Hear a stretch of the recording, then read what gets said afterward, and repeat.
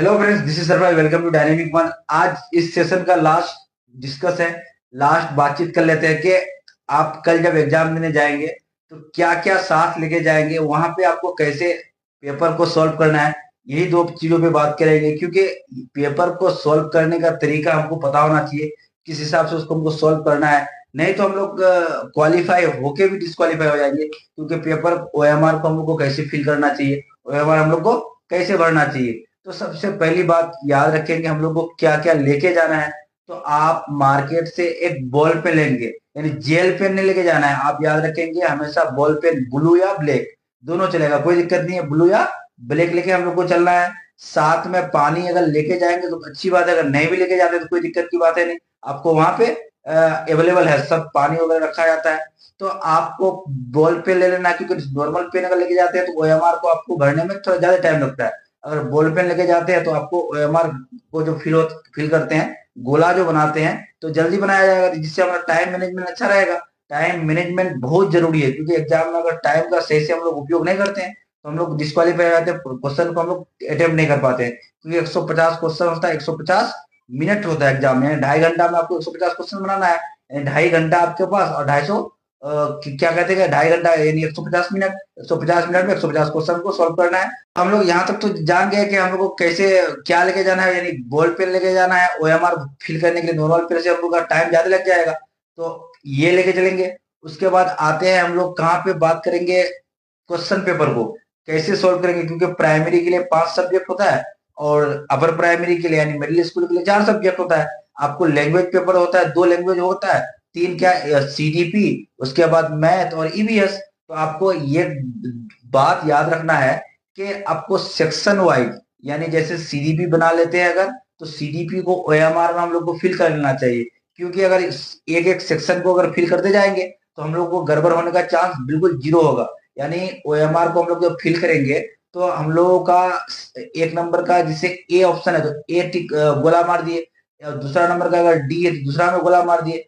इस तरह से सेक्शन वाइज अगर करते जाएंगे तो होगा क्या कि एक भी गड़बड़ नहीं होगा। अगर आप एक बार में पूरा ओएमआर को रखते हैं तो गड़बड़ होने का चांस रहेगा। इसलिए आप याद रखेंगे कि एक एक सेक्शन को सही से, यानी एक एक सेक्शन बनाते जाएंगे, ओएमआर में फिल करते जाएंगे, ताकि हमको कोई भी दिक्कत नहीं आए। याद रखेंगे ओएमआर सही से भरेंगे, ताकि इसमें मेरा टाइम मैनेजमेंट भी बढ़िया रहेगा। दूसरी बात याद रखेंगे कि मैथमेटिक्स यानी मैथ को आपको लास्ट में ही सॉल्व करना है। लैंग्वेज पेपर को सॉल्व कर लेंगे, ईबीएस को सॉल्व कर लेंगे, उसके बाद सीडीपी को सॉल्व कर लेंगे, लेकिन मैथ को सबसे लास्ट के लिए रखें। लास्ट में सॉल्व इसलिए करेंगे क्योंकि उसमें टाइम थोड़ा ज्यादा लगेगा। टाइम जब ज्यादा लगेगा तो हमको दिक्कत नहीं होगी, अगर बचा हुआ टाइम रहेगा तो उसमें लेंगे। लेकिन लास्ट में बनाते बनाते हम लोग अगर मैथ में कुछ टाइम अगर घट जाता है तो देखेंगे घड़ी की तरफ, हर रूम में घड़ी लगा रहेगा।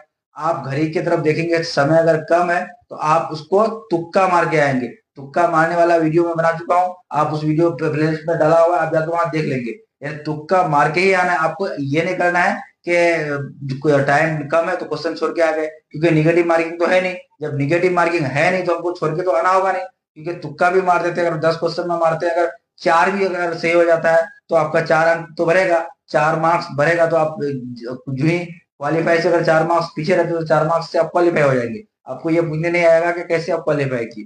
तो याद रहे कि सीटेट में जब पेपर देंगे तो इन सब बातों को आपको ध्यान में रखना है। सबसे पहले आपको बॉल पेन लेके जाना है, जेल पेन लेके नहीं जाना है। उसके बाद ओएमआर को हम लोग को सेक्शन वाइज फिल करते जाना है। पानी आपको वहां भी अवेलेबल है, पानी लेके भी जा सकते हैं, कोई दिक्कत नहीं है।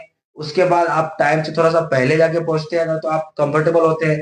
धीरे धीरे आपका सब कुछ ये होता है। उसके बाद के आपको कुछ समय पहले आपको रोल नंबर, नाम, ये सब चीज को भरने के लिए दिया जाएगा। आप बढ़िया से खुद से चेक कर लेंगे नाम रोल नंबर सही हुआ है कि नहीं हुआ है। इन सब चीजों को आपको बिल्कुल ध्यान में रखना है। नाम रोल नंबर बिल्कुल बढ़िया से भरना है। तो आप 2-3 गलतियों से जब बचते हैं तो आप 100% क्वालिफाई होते हैं। एक लैंग्वेज वाली गलती आप फिर से एक बार ध्यान में रखेंगे कि आप लैंग्वेज 1 और 2 तो चूज कर लिए, यानी पेपर 1 और पेपर 2 दोनों के लिए है। क्योंकि 2 भाषा आप देते हैं एग्जाम में, जैसे हिंदी, इंग्लिश, उर्दू, मराठी, पंजाबी, इस तरह से जो भी 2 भाषा आप चूज करते हैं। तो आप एक उदाहरण के तौर पर इंग्लिश और हिंदी अगर चूज किए हैं, यानी लैंग्वेज 1 में आपका इंग्लिश है, लैंग्वेज 2 में आपका हिंदी है।